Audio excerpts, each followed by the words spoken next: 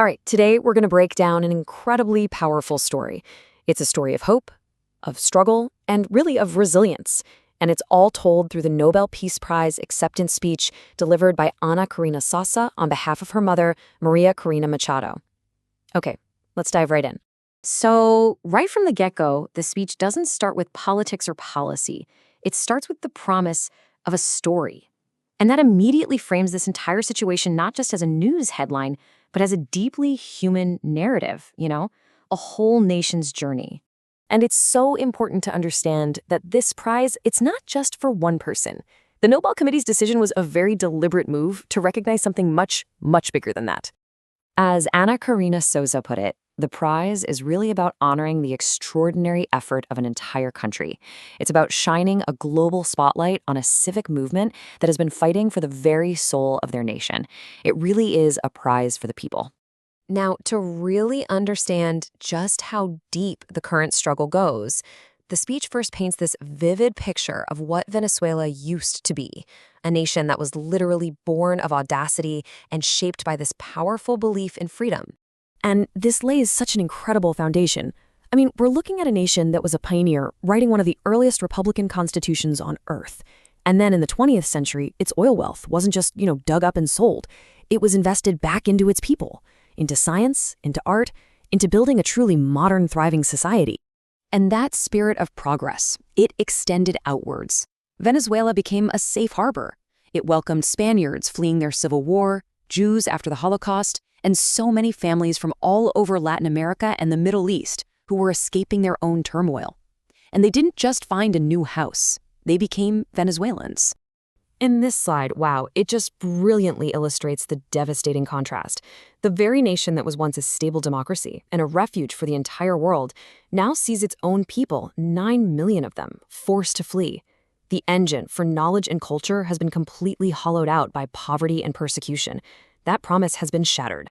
So, the big question is, how did this happen? The speech details the slow, methodical takeover that turned a vibrant democracy into what we see today, a state of ruin.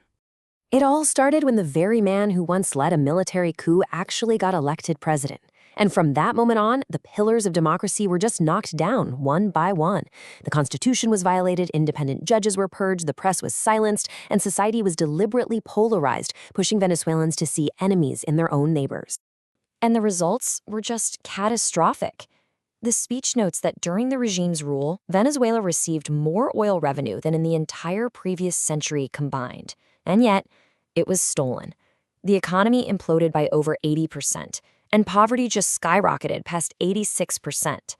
These aren't just statistics, they're open wounds on a nation. But right when it seemed like all hope was completely lost, a simple, almost procedural idea sparked a fire that would end up changing everything. I mean, just picture this. You're in a country with collapsing infrastructure, no media access at all for the opposition, and they decide to hold a primary. With no money, no advertising, word of mouth became their entire network. It was a movement built on this one simple, powerful desire to reunite families that have been fractured by forced migration. This question, right here, it gets to the very heart of this movement, and it's answered through a really powerful personal story from the campaign trail. So this quote is from a regime agent, someone whose job was to control people, and she's speaking to a teacher named Carmen at an opposition rally. The agent's love for her son and her hope that he would come home was stronger than any political duty she had. Right there, in that moment, love defeated fear. And that spirit just spread everywhere. The speech tells these stories of tiny villages, places long controlled by armed groups, where people who had hidden their Venezuelan flags for safety finally brought them out to wave in defiance. It became this single, fragile, but totally defiant chorus, proving that courage was finally overpowering oppression. So this massive grassroots movement all culminated in the presidential election. The people had their mandate, but they knew that just casting a vote wouldn't be enough. They were going to have to defend it. The scale of the civic effort was just incredible. A network of 600,000 volunteers was created from scratch. They smuggled in technology, laptops, scanners, even Starlink antennas, hiding them in trucks that were carrying fruit. They held secret training sessions at the crack of dawn. This was a sophisticated, nationwide operation run by ordinary citizens. And all that effort, it paid off. On Election Day, the people's will was absolutely undeniable. Edmundo González Urrutia, who was the unified opposition candidate, won with 67% of the vote. And every single tally sheet, protected and uploaded by those citizens, told the exact same story. But the dictatorship's response was not to concede. It was terror. Confronted with this overwhelming defeat, the regime just unleashed a brutal, horrifying crackdown. The number is staggering. 2,500 people were targeted in the immediate aftermath.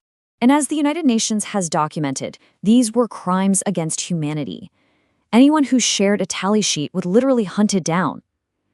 The speech details these horrific acts: torture, the detention of over 220 children, women and girls forced into sexual slavery while in prison. It was a campaign of state terrorism designed to bury the truth. And yet, even in the face of such brutality, the speech doesn't end in despair. It concludes with this incredibly profound message about the nature of freedom and about the fight that is still going on. And this is the ultimate lesson, right? Forged through this long, painful journey. Freedom isn't some destination that you just arrive at and you're done.